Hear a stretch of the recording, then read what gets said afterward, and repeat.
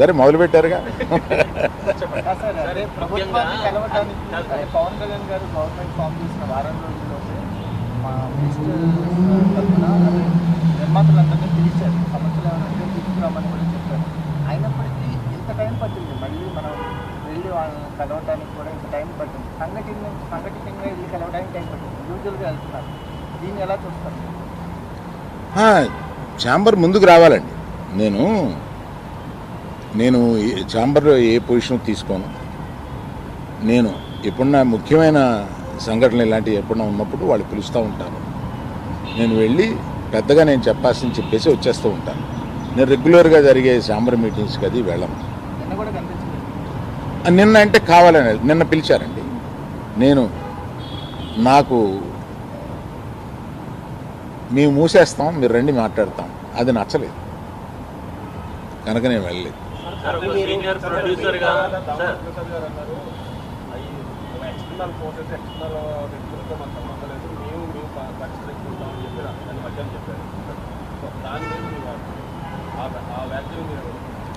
అంటే మాలో మేము పరిష్కరించుకుంటాం అన్నది ఏంటంటే, నిర్మాత, డిస్ట్రిబ్యూటరు, ఎగ్జిబిటరు మధ్యలో సమస్యలు ఉంటే మేము పరిష్కరించుకుంటాము అని అనుకుంటారు అని అనుకుంటున్నాను. సార్, ఇండస్ట్రీకి ఇంత ఇంపాక్ట్ చేసే ఒక సమస్య వచ్చినప్పుడు మాట్లాడకపోవడం కూడా మీరు నిజంగానే మీకు నచ్చలేదని చెప్పారు. మాట్లాడటం కూడా అంటే అటువంటి పెద్ద వ్యక్తి, ఇందులో ఇన్ని సంవత్సరాలు జర్నీ ఉంది మీకు, మీరు మాట్లాడకపోవడం కూడా ఇబ్బంది కదా. అవునండి, అందుకనే మీరు చెప్పాల్సింది కదా. అవునండి, ఒక్క ఎగ్జిబిటర్స్ చెప్పకుండా టోటల్గా ఆంధ్రప్రదేశ్ చెబుదామని తెలంగాణకి చెబుదామని వచ్చాను ఇక్కడికి.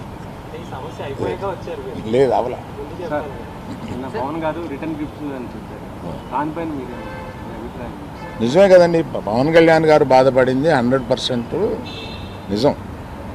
ఆయన సినిమా వస్తుంటే మేము థియేటర్ మూసేస్తాం అని అంటే ఆయన బెదిరిస్తున్నారా ఏంటి? అంటే నిన్న వాడు చెప్పడం ఏంటంటే, మేము ఎక్కడ కూడా అఫీషియల్గా థియేటర్స్ని మేము మూసేస్తున్నామని ఎవరు అఫీషియల్ నోట్ రిలీజ్ చేయలేదు. ఇది కేవలం ప్రచారం జరిగింది, దీనికే విచారణలో అని వాళ్ళు చెప్పడం జరుగుతుందని కూడా అన్నారు.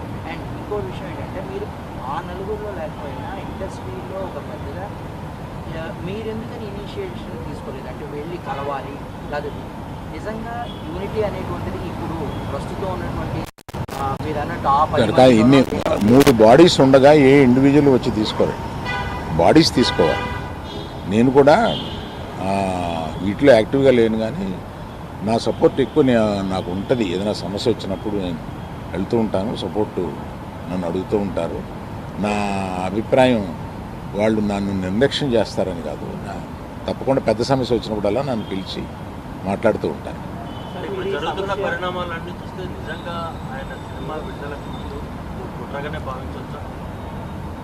థియేటర్లు బంద్ చేయాలనేది ఒక కుట్రగానే భావించవచ్చా? లేదండి, అది నేను కొంతమందితో మాట్లాడితే ఇది తాత్కాలికం, మేము టెంపరీగా అనుకున్నదే తప్ప ప్రత్యేకంగా ఆయన సినిమా మీద మేము వ్యతిరేకతతోటి అన్నది కాదు అని అంటారు. కానీ అనేటప్పుడు ఆలోచించుకోవాలి, ఆ సినిమా ఉంది కదా. మీ అవగాహన మేరకు ఉన్న 1600 థియేటర్లు ఎన్ని రిలీజుల్లో ఉన్నాయండి? సరైన లెక్క నా దగ్గర లేదండి. లేవు, మెజారిటీ లేవండి. మెజారిటీ ఇండివిజువల్స్ దగ్గరే ఉన్నాయి. ఇది చాలామంది అనుకుంటారు, ఇందులో ఈ 1500లో ఒక కనీసం 500, 600, 700, 800 వీళ్ళ దగ్గర ఉన్నాయేమో అని. అలా లేవండి, చాలామంది ఇండిపెండెంట్ దగ్గర.